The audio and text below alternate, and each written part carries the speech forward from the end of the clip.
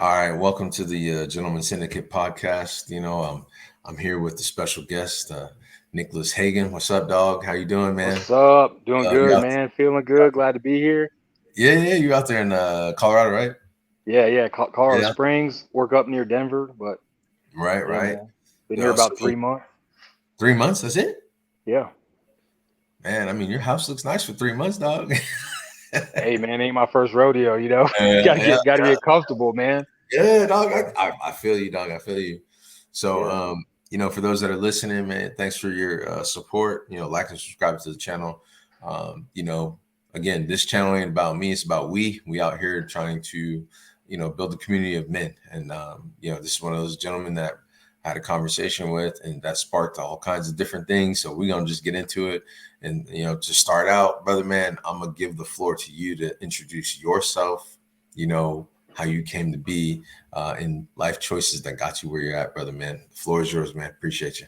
Yeah, appreciate it, man. My name's Nick Hagan. I met Hunt, through military connections, like we do for most things, with that experience.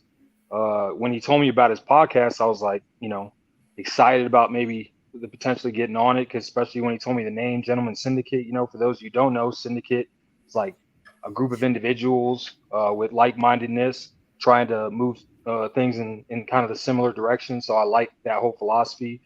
For those that know me best, know that that's kind of how I live my life every single day, right? Like, uh, it wasn't easy getting to where I've been in life and where I am today. And I attribute a lot of that to other great men. And so I felt like it was only right to pass every nugget I've gotten in life on to others. And so I feel like this is kind of what that's about. And so when he asked me to come on, I couldn't be happier. Bro, so the word that you was talking about as you were talking, right, I kept thinking of was networking, right? Man. Like that's Yep. that's like the key word is networking. Yeah. And as we get later on to it, I know you're gonna get into it, man, but Yeah. networking is one of those force multipliers. That's a military word for those that don't know. Force multipliers, when people want to lie on their EPBs or EPRs, whatever they want to say to make themselves look good, right? That's right. Force multiplier, right? But yeah, it's a huge force multiplier in our ability to operate in an arena that's greater than us, because we never do nothing on our own. That's what I believe. I believe everything that we go through and we do, there was someone or something that was part of the transition from one stage to the next. Um, 100%. and I believe in that. And we had our short conversation, no pun intended, about the little people out there, but Yeah. we had our we had our we had our short conversation talking about that, and that's kind of how we started, like, really diving into the mind, right? We had some conversation through class and whatnot. So you said you were in the military too, right? Like when Yep. we talked, right? So Yep. give a little background about you joined the military, like what happened, what's up? Sure. So, uh, I guess to date myself, I graduated high school in 2001. Okay. Uh, yeah, I grew up normal kid, blue collar family. My dad was prior military, so been around that kind of my whole life. By the time I got to 10th grade in high school, I was at my 10th school. So for those of you military brats, you know what it's like to move around. Well, me too, right? But to your point, I might not had lifelong friends, but I got to learn early on as a young, child what it meant to meet new people, right? How important it was to build that network. And it's funny that you say that because, in where we just met, I posted our graduation. Little backstory: where Yes. I met Hunt was I did some advanced training, and he's the section chief over that, and so we met and I put on there with the group picture, your network is your net worth, right? And Facts. and all that starts for me from being a kid, moving everywhere, whether I was at daycare or at school. I always was a new guy, and that's an uncomfortable thing. So you got to get uncomfortable real quick to get comfortable, right? And a lot of not having that awkward, awkwardness around you. You got to be personable, right? You got to start learning about building rapport at a really young age when you're someone that's moving around and always a new guy, right?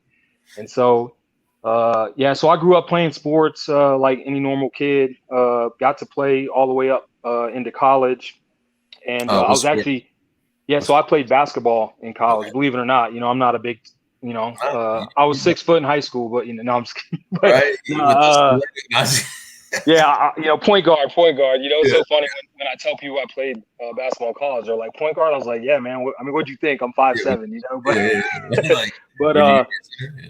yeah. So I was actually in college when 9/11 happened. Right, I was watching that from my college campus, and growing up, the only son in my family,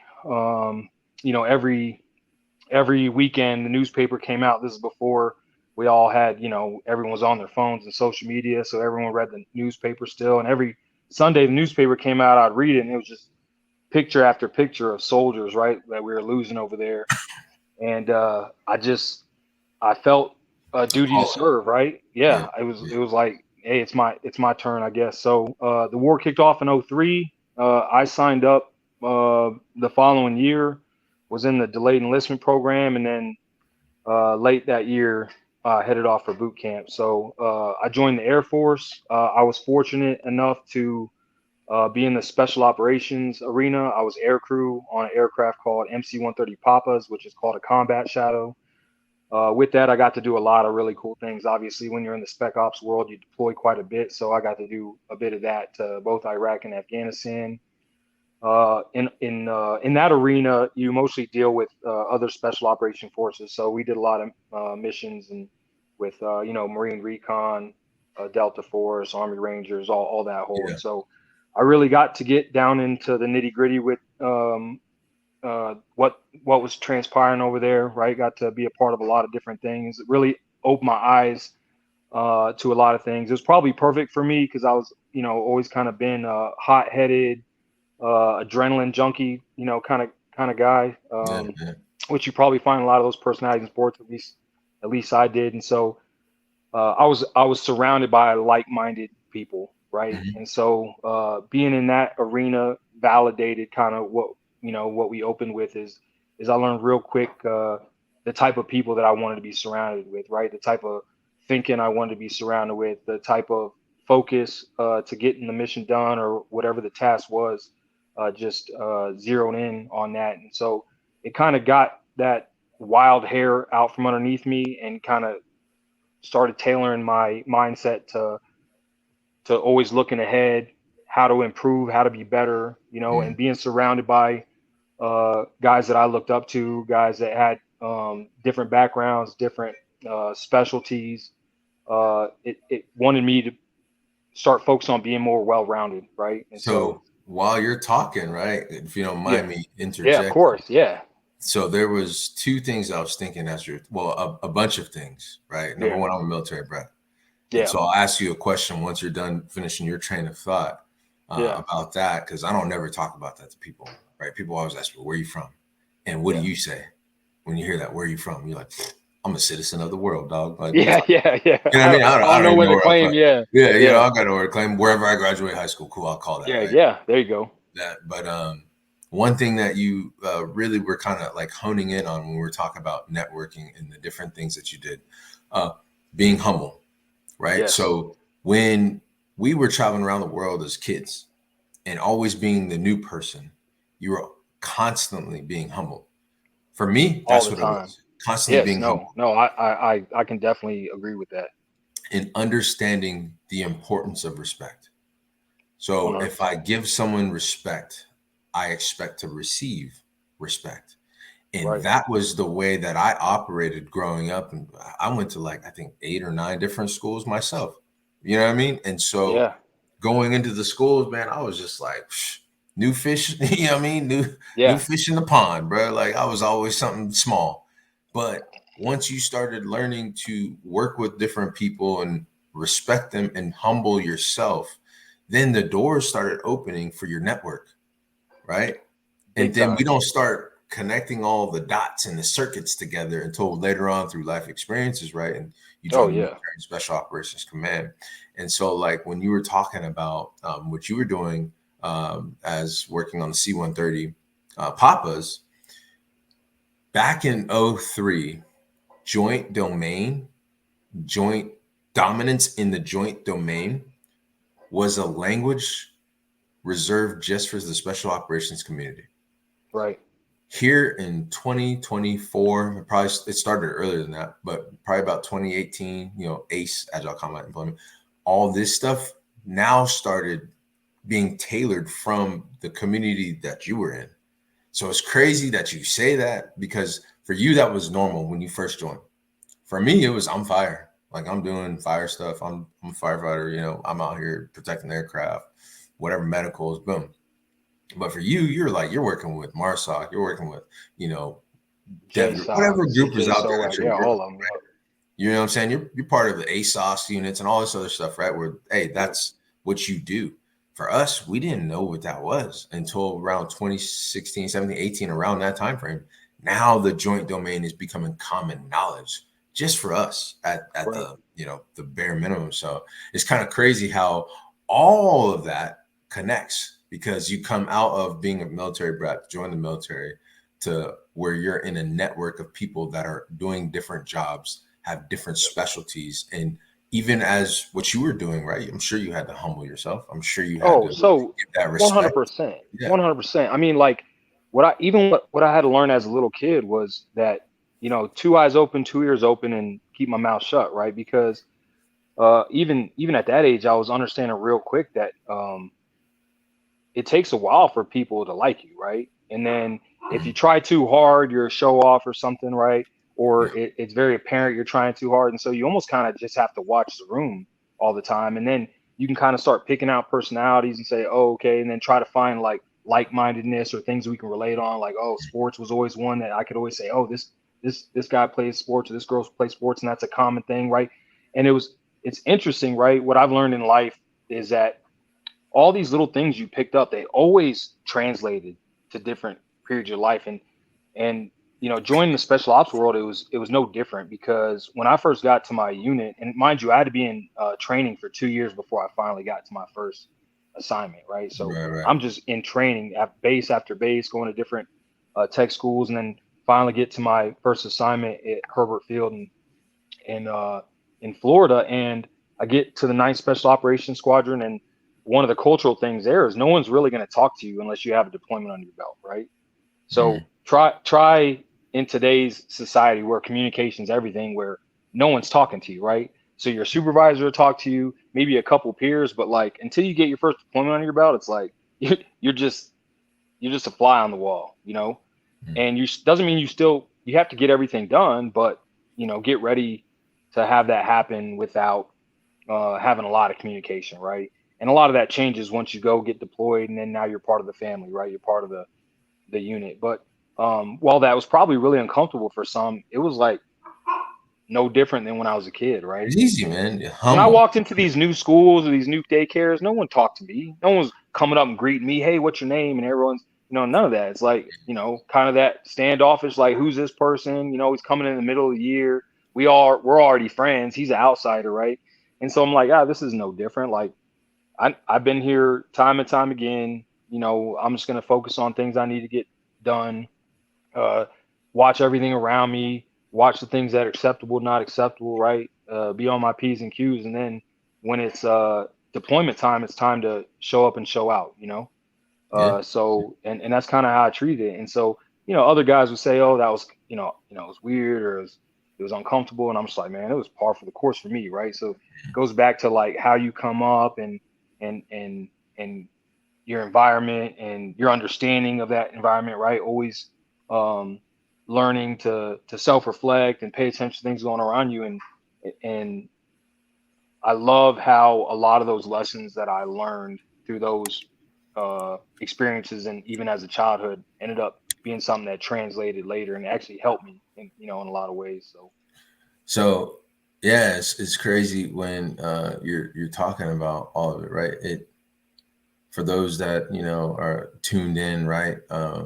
One of the greatest, how would I say this? One of the greatest tools, one of the greatest assets that we as men bring to any team that we join is humility. Because with humility comes the ability to learn. right? Like, because if you didn't have it, you wouldn't be able to sit back and be like, okay, all right, my job is I'm in the books. My job is to train to be the best. My job is to boom. So when my number is called, I'm prepared. And it's a lot like, relationships. It's a lot like as we become when you start becoming a real adult and real responsible. When you got kids, our children, they humble us, dog, all the time. Full like, bro, I didn't know what to do my first kid. I was like, bro, I don't know what's going on, dog. Like I'm surviving. She's thriving. She's screaming, but Right. it was being humble, knowing like, I don't know everything. Yes. I can't do everything. And so I've always said, anytime we enter into a new environment, literally one of the greatest assets you bring to the team is humility. And, Yep. I believe in the servant leadership. I believe in the servant mindset of what we do, because, the only thing I control is my output. That's it. I don't control nothing besides that. And so, you going to the unit that you were at and doing what you're doing, understanding from your history of where you came from was, hey, I'm here to do a mission. And my mission right now is to shut the hell up, do my job, be the best at that. So when my time is called, I can perform, and then people will respect that, right? Because it's humility and respect, always humility and respect for men. That's what we live off of. But, being in the military, we see 2024, some times have changed. Times have changed. And it's funny you say that, right? Like we couldn't have picked a better day to do this, right? Like today's election day, right? Most controversial day of the year, some might say, right? At least for us here in America. And I couldn't agree with you more. Like, the reason, we're going back to what we mentioned earlier. All these things that like we've already talked about to this point, these are all things that as I've gotten older and whether I've held different positions or continued to have growth in my professional career, I try to mentor other young men, right, to have some of these same mindsets. To go back to my military career, one of the other great things about not only being in the special ops arena but also being air crew is, when we're coming up young in the military, high ranking officers and stuff, it's like a big deal. You're like, oh, right. It's tightening up, right? I know. And air crew, they were real big on crew compliment. So we all have ranks when we're not on the aircraft, but when we're on there, crew compliment. Crew compliment. Yeah, we all have a position, and so Okay. rank goes out the window, right? Yep. So because at the end of the day, I'm the SME of my portion of the mission, right? So if we have a crew of 7, even if you're the aircraft commander, right? Like anytime someone doesn't like anything, it doesn't matter if you're the lowest ranking dude on the crew, right? You're gonna call a timeout, or no crap. One of the words that was written in all of our policies is "this is stupid." If we are out doing a mission, right, and you hear anyone on the crew over the radio say "this is stupid," the first thing the pilot's supposed to do is go up to altitude, stop the mission we're doing, and kind of all talk about why that specific statement was made, because that was the statement we're making to say, hey, time out. I see something either unsafe or what we shouldn't be doing. And there's no rank in that, right? Like we all trust each other. We trust our positions. We trust our knowledge, skills, and abilities in our specific arena. And so when anyone sees something that needs to be pointed out, we all listen and we sit around the round table.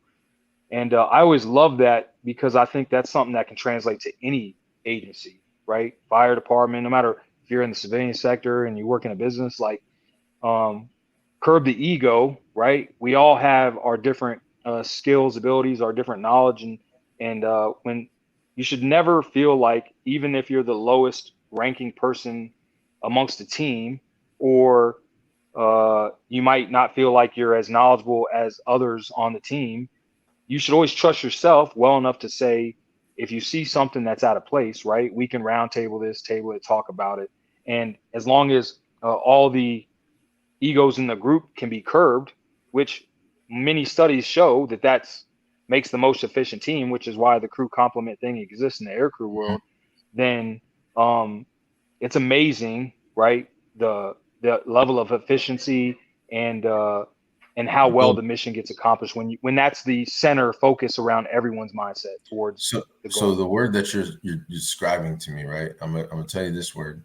from everything you said with Crew Compliment is you're building trust. 100%. You know what I'm saying? Like you're building trust Yep. in allowing people. And I've said this on my channel, right? I don't know if you've watched all my videos, but I've said this on my channel, the power of authenticity, bro. Like I hate the word vulnerability, but it's a word. But I've kind of tweaked that to saying authenticity. So trust, right, comes with authenticity. It means I trust you to accept somewhat of what I'm saying. I can be a lot to handle, right? Like we're give you an example.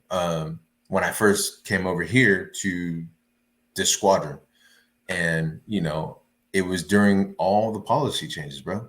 So I'm walking around, and there's this young airman, had his hands in his pockets. I came up in the world where, dog, you don't put your hands in your pockets. No, me too. And I didn't pay attention to all the policy changes all the time because they changed so constantly at that point. Right. And especially today. Yeah. He walked by me. I was like, get your hands out your fucking pockets. That's what I said. Yeah. And he looked at me. And he took his hands out of his pocket. He did one of these like, oh, I didn't do nothing, right? You know what I'm saying? And so he took him out, and then he just kept walking, right? Because that's the expectation, right? You say boom, because I'm holding the standard. So I'm walking with another fellow tech sergeant, and we go to my office, to the office, and he was like, hey man, if I change, you can walk and talk, and you can have your hands in your pockets. Bro, I lacked the humility at that time when he told me that to say anything right. So what I said was, shit, not around me. And I just kept walking by. You know what I'm saying? But I didn't have the humility. But in reality, if let's just say we use the Crew Compliment, right? We had that Crew Compliment, which we do in the fire service, but it's not called Crew Compliment. But if you have that trust, if he trusted me, right, and I came at him a little bit different, he could have trusted the fact that, hey, sir, the AFI just changed, and this is what 100%. Yeah. And then I would have been like, okay, cool, good job. I'm gonna trust and verify, and then once I verify, I'm gonna come back. I'm gonna circle back and say, hey, man, I apologize.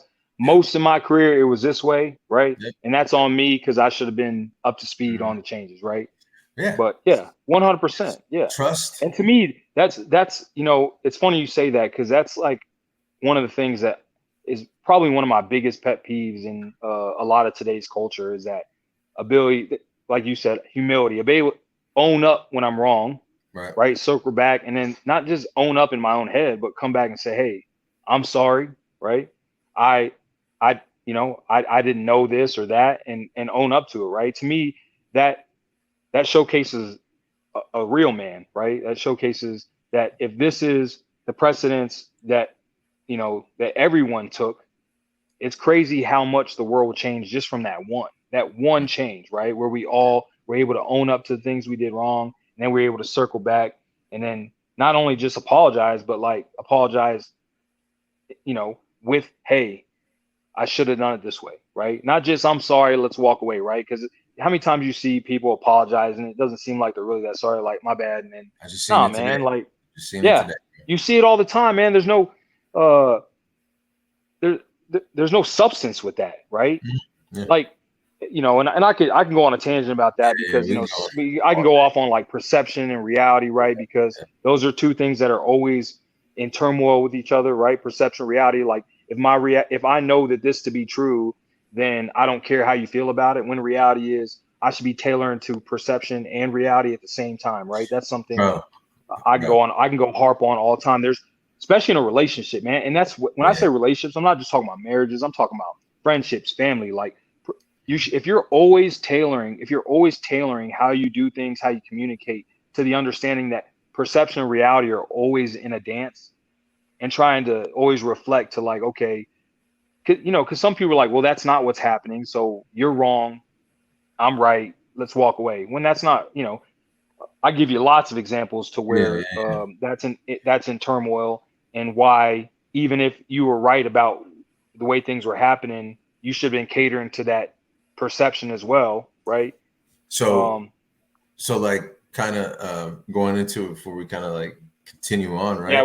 We could dive way off right now. Hey bro, me and you, we can talk for days, and that's what I love about we started that thing. but going off of the perception reality dance, right? I used to tell my troops, right, like how you present yourself becomes the reality of the perception of someone else. Okay. Right. But the only actual truth, the only one real truth about the perception and reality dance is the person that you're presenting yourself to has a feeling about you. That's it.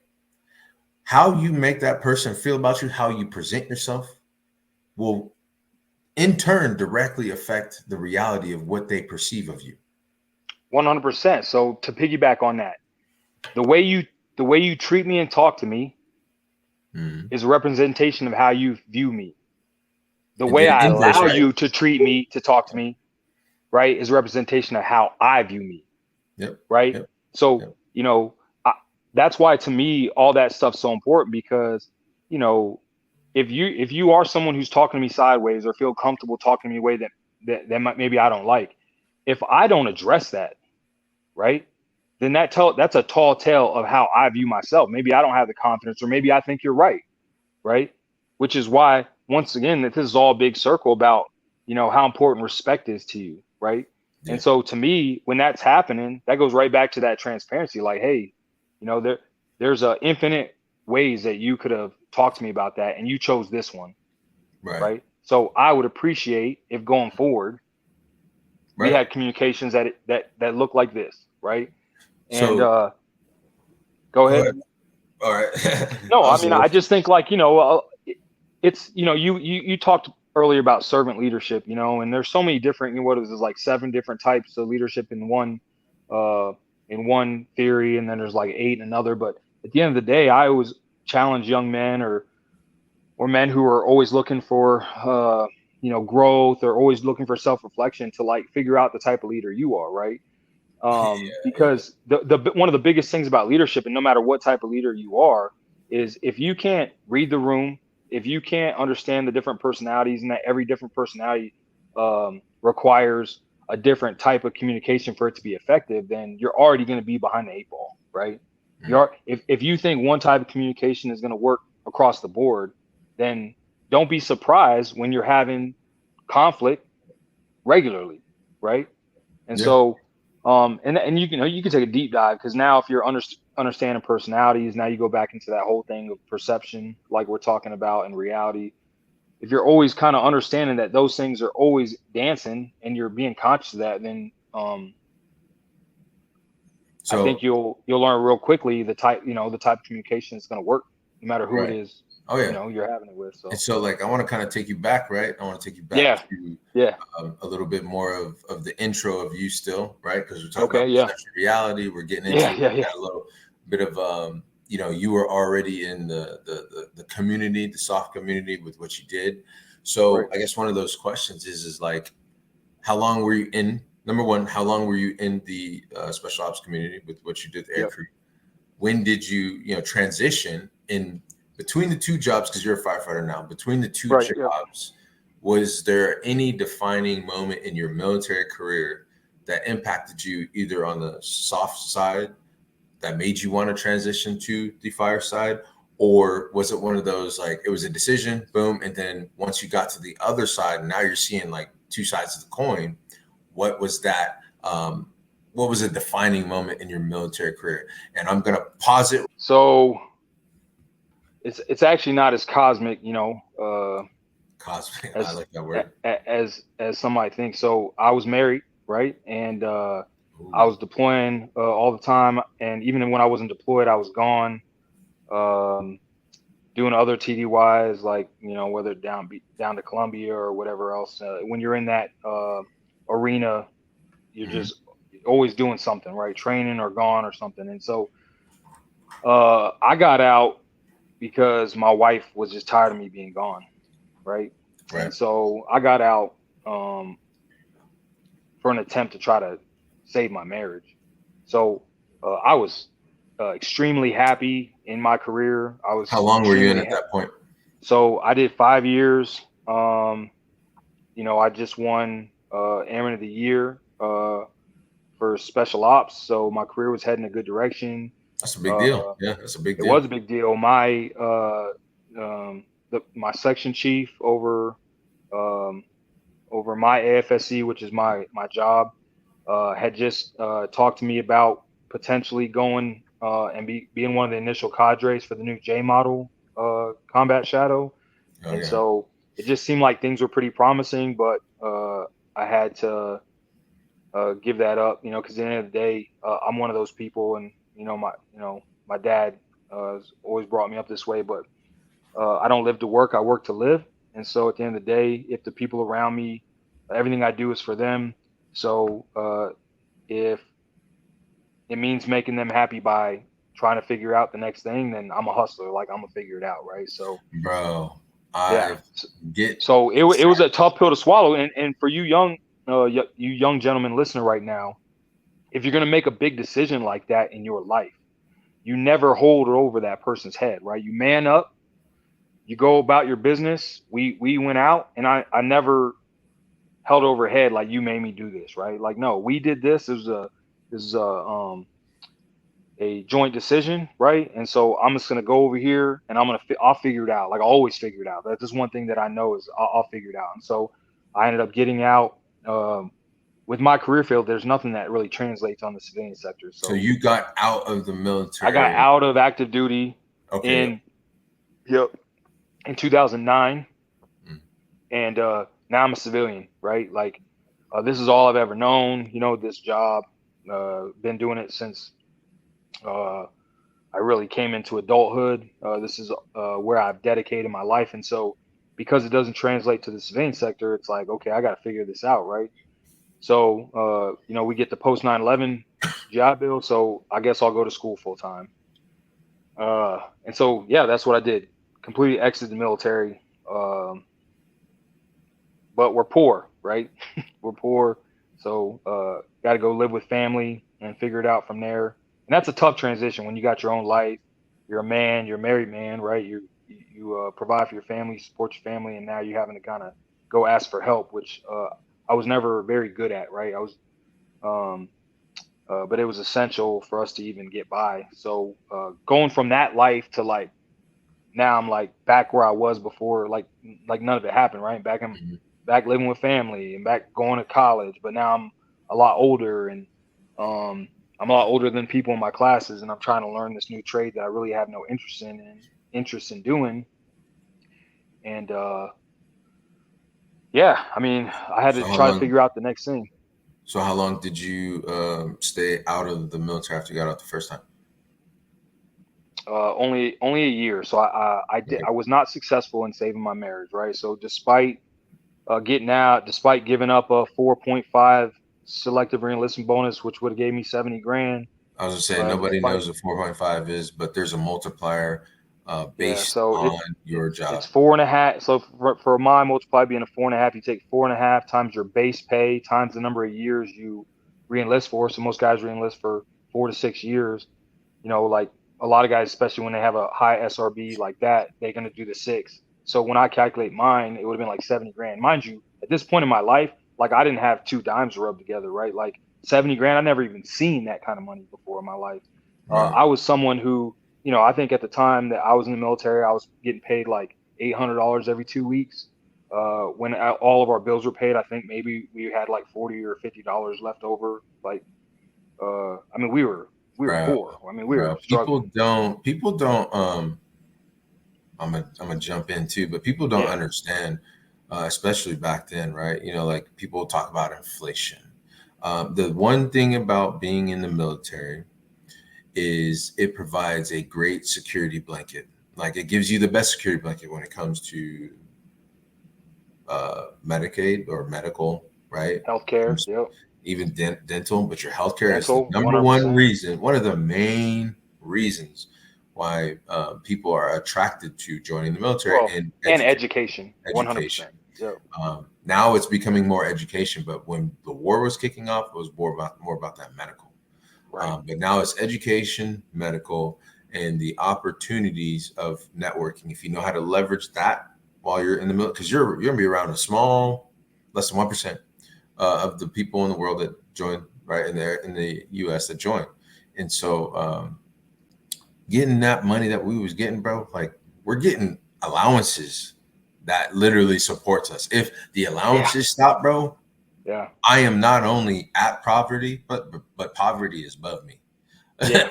You know, and especially as a young A1C senior airman, right? Like we ain't getting paid much to do this stuff. And No. you know, and it's not about the pay, right? Never was. Nope.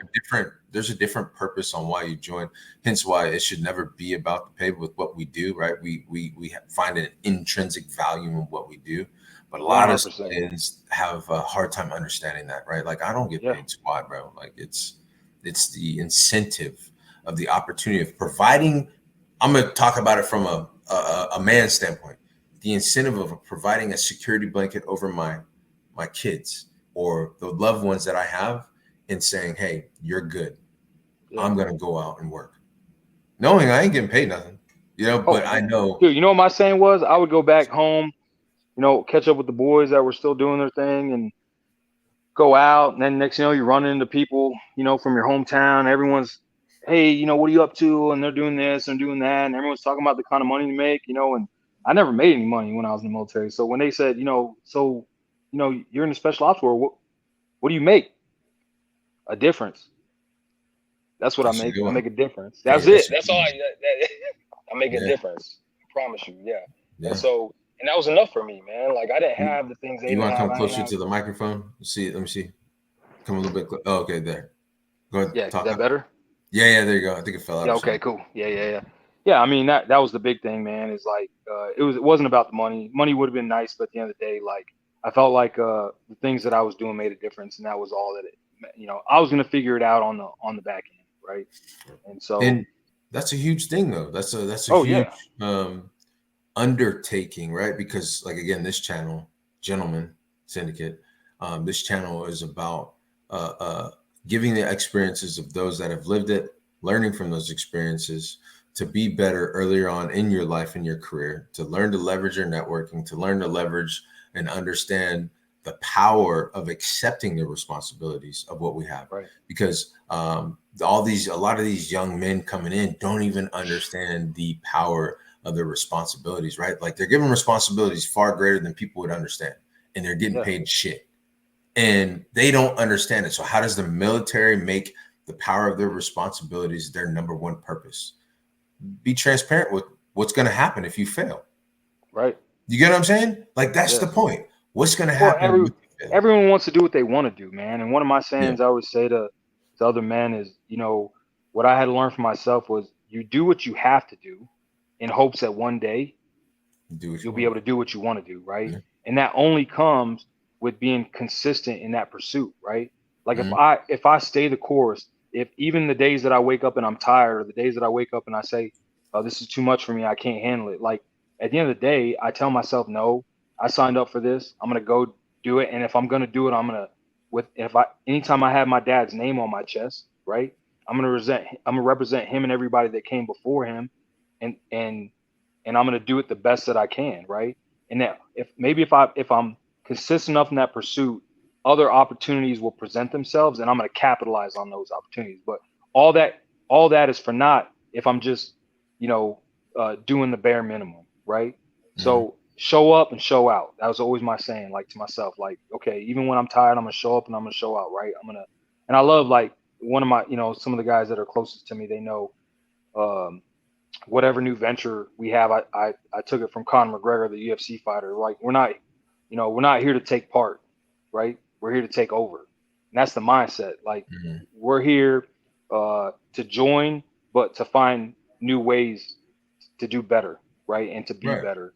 And then grow those around us the same way, right? If I grow a little bit, I'm gonna throw down a rope and say, hey, come on up. And then maybe you'll have that same where, you know, you have some opportunities in life and then you'll throw down a rope and pull me up. And that's what good men do for each other, right? But if you're not surrounded by good men, you know, it's blind leading the blind, right? So surround yourself around the people that you So want what they have. that's funny, man, because um, bro, like we're more aligned with what you're talking about, right? Because I always say it's not about what you know, about who you grow, right? Because the greatest relationships that I've ever experienced, right? Not just with my kids, not with the people that I love, but some of the greatest relationships that I've ever had all started from a relationship of reciprocity. And the relationship of reciprocity basically states that I'm going to pour into you everything that I possibly can and I know about. In the fire Yes. department, this is what we're supposed to do. I'm Yep. supposed to build you up to be better than me. And in return, I get your absolute unwavering doubt that I know if I ask and I call upon you, you got my back. And 100%. that relationship of reciprocity and being able to who you grow and not what you know, but who you grow is one of the greatest impacts of what men bring to society. Because when you break down all the tribes around the world, all right, and I might take a little veer to the left or right, but when you break down all the tribes of the world, they can be speaking multiple different languages. They've never contacted each other. They don't know what a plane is. All they know is dirt, water, sky, fire, right? Every single one of those tribes does the exact same thing, regardless of what they have never, ever known for thousands of years. And what that is men showing other young men how to hunt, how to protect, how to defend.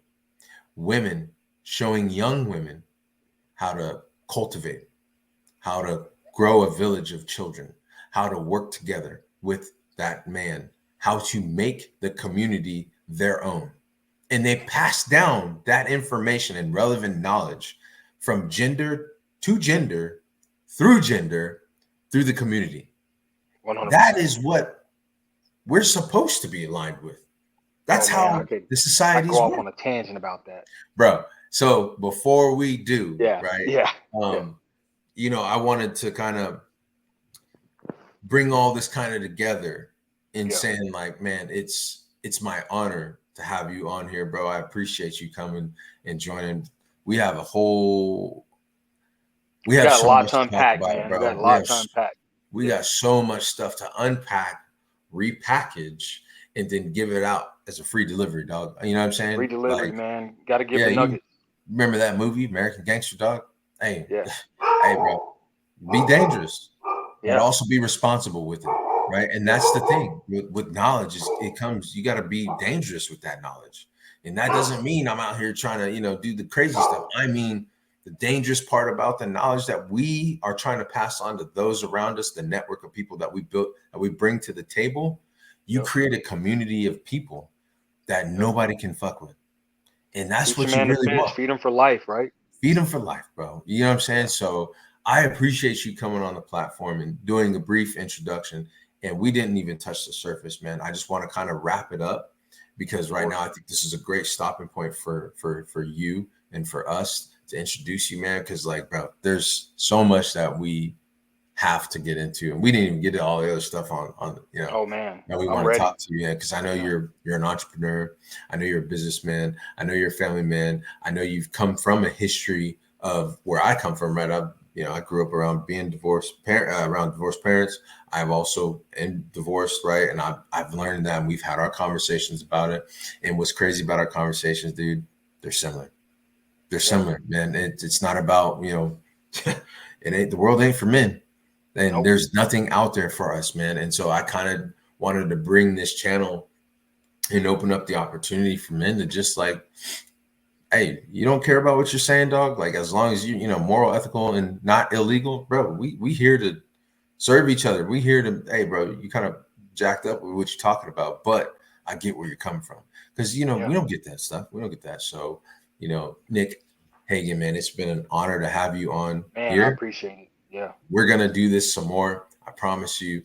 But right now, I'm going to go ahead and close us out real quick, man, because I feel like we can sit there for 5 hours. And I'm not no Joe Rogan at this time yet. But eventually, maybe I will. Who knows? But it ain't about me. It's about we. Appreciate y'all joining the channel. Like and subscribe to the Gentleman Syndicate. Special guest, Nick Hagan. We're going to have him on some more. And mahalo. Much appreciated.